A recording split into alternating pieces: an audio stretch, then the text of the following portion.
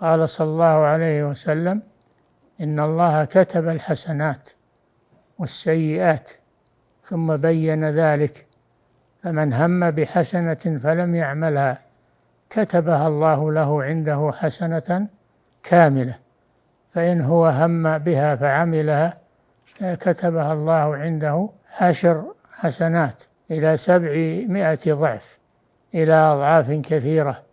ومن هم بسيئة فلم يعملها كتبها الله له عنده حسنة كاملة، فإن هو هم بها فعملها كتبها الله له سيئة واحدة.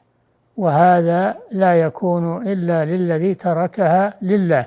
وأما الذي ترك الفعل المعصية خوفا من الناس أو لأنه عاجز عنها فهذا لا يدخل في هذا الفضل. فإن كنت تركت فعلها خوفا من الله فهذا خير لك، وأما إن تركتها لغير ذلك فعليك بالتوبة إلى الله.